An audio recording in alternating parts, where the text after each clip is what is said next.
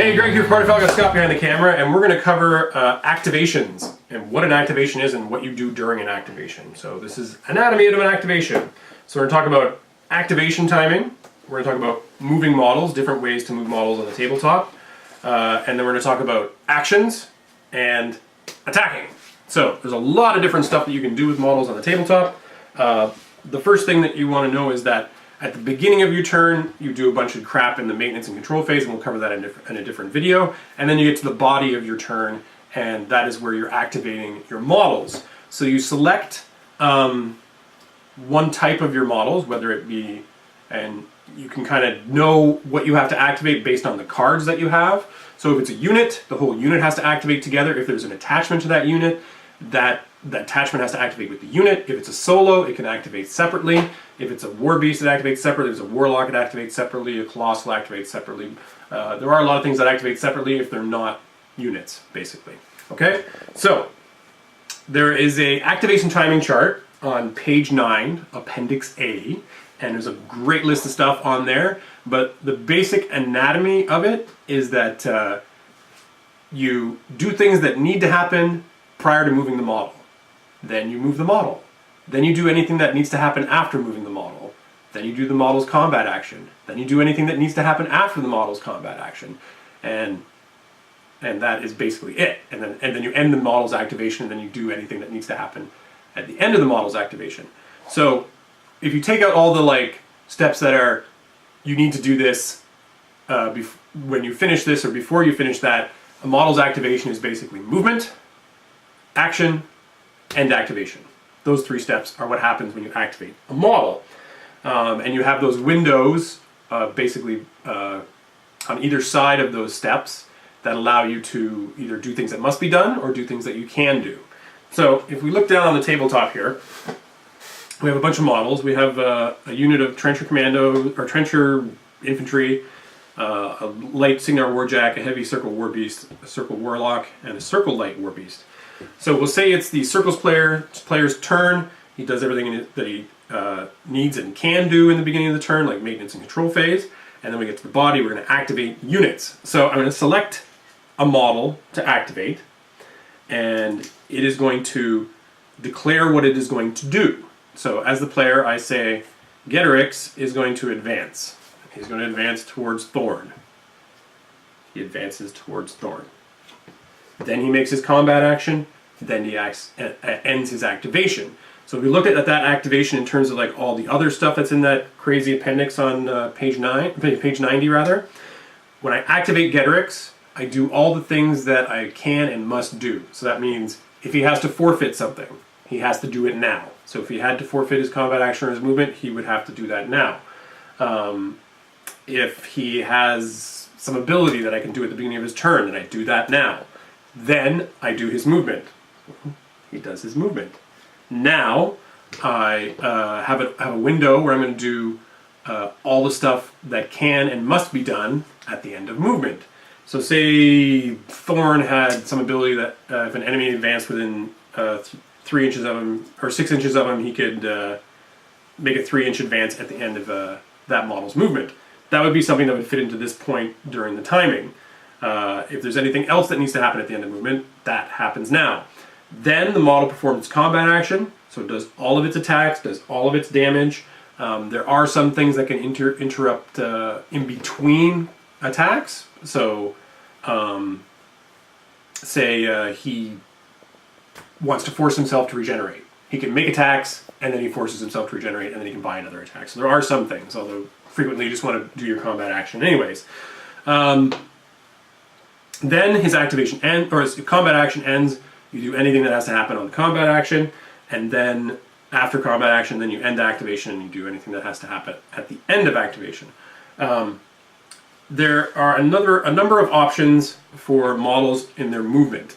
If they're going to make an advance, they move their speed in inches on the tabletop. And to measure that, you have these awesome widgets. You can either use a measuring tape or these awesome widgets. And Geterix's speed, if you look on his stat card, is 6. So that means a full advance for him is 6 inches.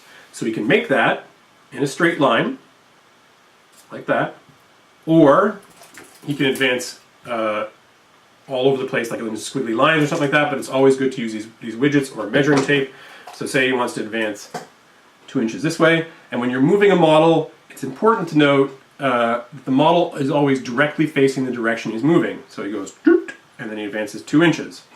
And then he wants to go 3 inches this direction. For whatever reason, he's skirting terrain, or he's moving around enemy models or something like that, so he directly faces, then he advances that, and he has 1 more inch, he directly faces, he advances his last inch, and then at the end of his movement, he can adjust his facing to whatever he pleases. That's advancing. Running is a little different. So you do whatever you have to do to satisfy the conditions to run. So in this case, it's a war beast. It needs to be able to force itself. So he forces himself, and then he can run. And when a model runs, it moves exactly like it does when it's advancing, except it does it at double its speed. So Getrix's speed is 6. He can run 12 inches, and he does so exactly the same as he does when he advances. So he can go turn, face the direction he's going to move, goes 7 inches. Turn and face the direction he's going to move 3 inches. Turn and face the direction he's going to move, moves 2 inches. That's running. Okay? When it comes to infantry models, they run the exact same way, except they can run for free. They don't have to be forced or whatever. Just make sure that they don't have to forfeit their movement for any reason, or they're under some ability that prevents them from running.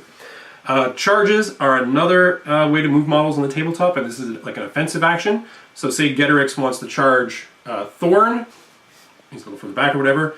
When you charge, you declare your charge target, you satisfy any conditions that need to be satisfied to do that charge. So in the case of a war beast, it needs to force itself, unless there's some ability that means it can charge for free. And then it moves its speed plus 3 inches towards the target, always trying to get into melee range. So for example, Getrix here has a 2-inch melee range. So we can put this at the side here, measuring his melee range off of Thorn. And then he charges 6 inches plus 3 for the charge. So he turns and faces the direction he's going to charge, moves 9 inches, turns and faces the target of his charge. And when you end a charge, you always directly face the model that you charged. And this can be an important factor because it's a mandatory facing as opposed to voluntary. So if you're advancing, you can voluntarily change your facing at the end of your movement or any time during your movement. A charge is you turn and face the direction that you're charging, you move in a straight line directly that direction up to the maximum distance you can charge, and then you turn and face your charge target. It is possible to fail your charge. We'll cover that maybe in a separate video, but if you fail your charge, your activation automatically ends. Just like if you run, your activation immediately ends. That is moving your model. So when it comes to actions, there are a bunch of different stuff you can do with your models with their actions. Some of those are dependent on the abilities that are on the card, and some of those are basic things, like all models, not all models, most models have a melee attack and some models have a ranged attack. Most models are restricted to either making melee or ranged attacks during their activation. So, for example, Getrix, he only has a melee weapon, so the models that he's attacking needs to be within the melee range of that weapon. For the Great Axe, it's 2 inches. For his bite, it's 1 inch. And he can make basic attacks during that activation. So he just attacks and punches things. Tanith has a gun, and that gun has a range of 10 inches. So the target that she's shooting needs to be within 10 inches of her base. So Thorn is in range. She can shoot Thorn. So if we were doing Tanith's activation, she can advance up to her speed in inches, and then she can shoot, that being her basic range attack, and then she can cast spells and stuff like that. That's something different. We'll cover that in a different video. Another type of action that you can take are star actions or star attacks, and those are different in the sense that if the star action is on a model with multiple attacks, that model has to forfeit all of its initials and it just gets to make the 1 star attack or the 1 star action. I guess I didn't mention that, but some models have actions that they can perform, whether it's repairing a model or casting a spell or doing something like that. Those are all things that it can do. Most models can only do one thing during their movement portion of their activation, whether that's charging or advancing.